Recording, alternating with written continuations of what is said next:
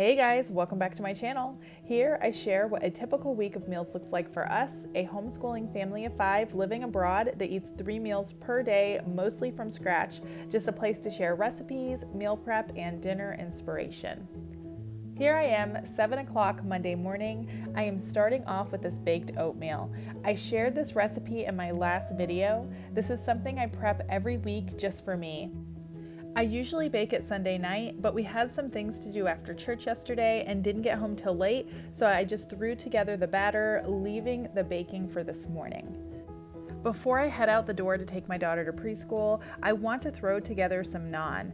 This is going to need an hour to rise and I want to knock it off my list early. I have chicken shawarma on the meal plan this week and we will be doing wraps with the naan. I am also doubling this recipe because naan freezes so well and the kids can use it to make themselves pizzas for lunch next week.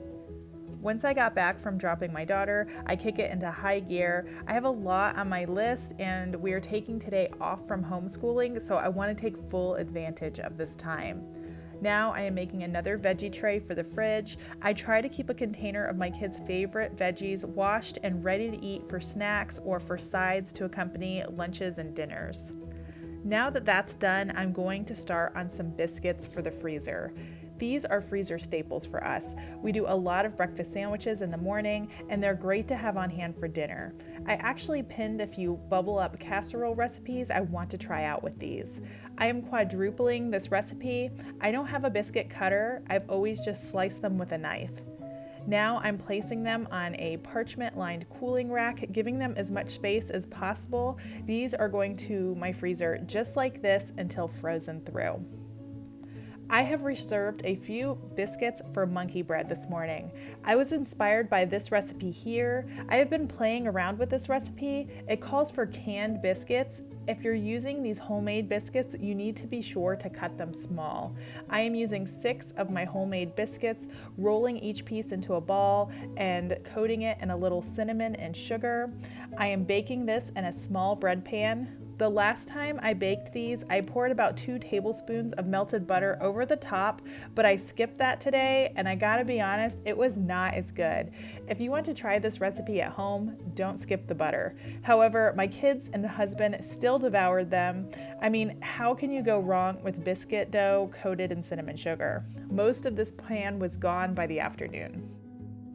By this time, my naan was ready to be rolled out, but before I started on that, I had to take a quick coffee break.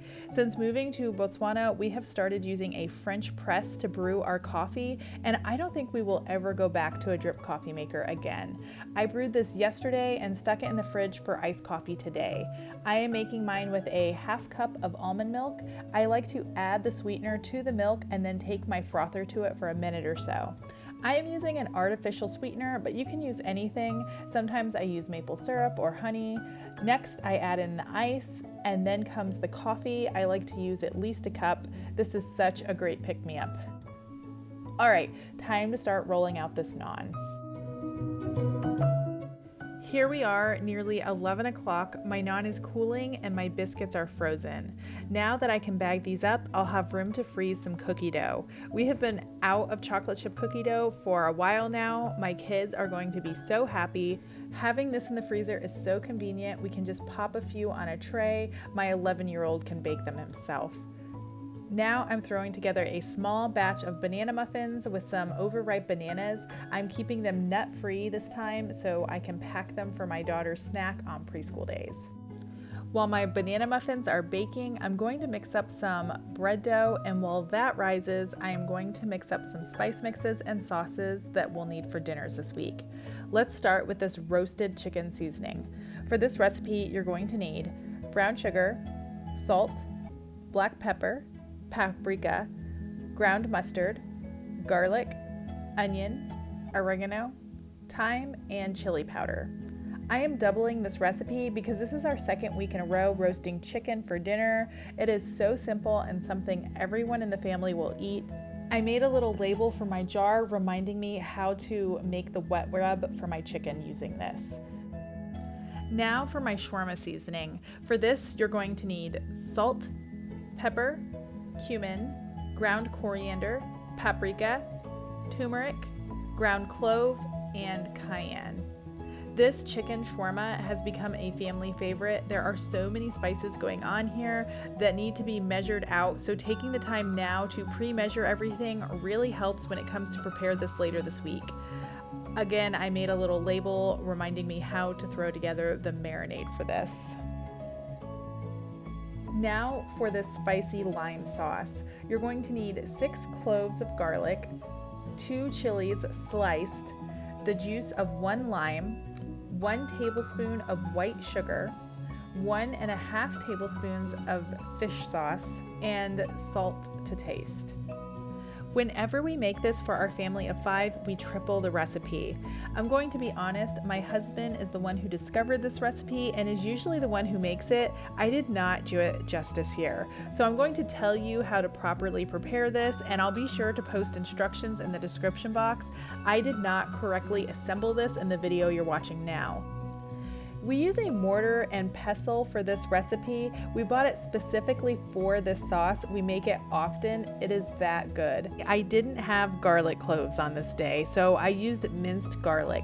You're supposed to add the garlic cloves, sliced chilies, and sugar to your mortar and take the pestle to it for a few minutes. Once that's good and mixed, you can add in your fish sauce and lime juice and then salt to taste.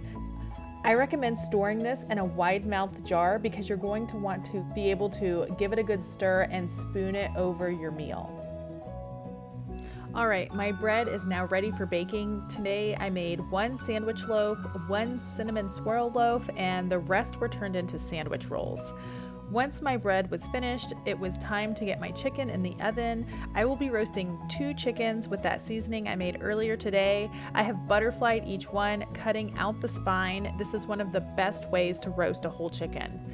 I am just mixing 2 heaping spoonfuls of that seasoning with 2 tablespoons of softened butter and coating my chicken, gently getting under the skin where I can.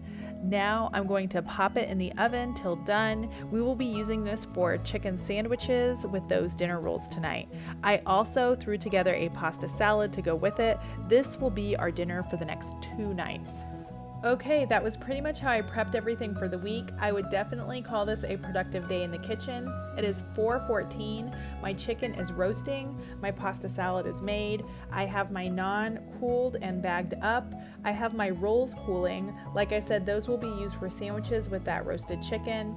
I have a loaf of sandwich bread, a loaf of cinnamon swirl bread, banana muffins for my daughter to take to preschool for snack for the rest of the week, a ton of chocolate chip cookies for the freezer, frozen biscuits, a few spice mixes, and my spicy lime sauce that will help when it comes to getting dinner on the table for the rest of this week. I am done in this kitchen. This is how it came together on the meal plan. As I said at the start of this video, Sunday was busy and we got home late, so I was happy to have a frozen lasagna from my last meal prep video stashed away in the freezer for dinner. We did roasted chicken sandwiches on those homemade dinner rolls and pasta salad on Monday and Tuesday. Wednesday and Thursday night, we did rice noodle bowls with sauteed veggies, roasted sweet potatoes, blackened chicken, and some scrambled eggs. We topped this with that spicy lime sauce. Friday, we did chicken shawarma. That morning, I threw together the marinade. Letting it marinate overnight would be even better. I used bone-in chicken thighs. I would have definitely preferred boneless, skinless chicken. I served this with that naan, lettuce, tomato, and some store-bought tzatziki.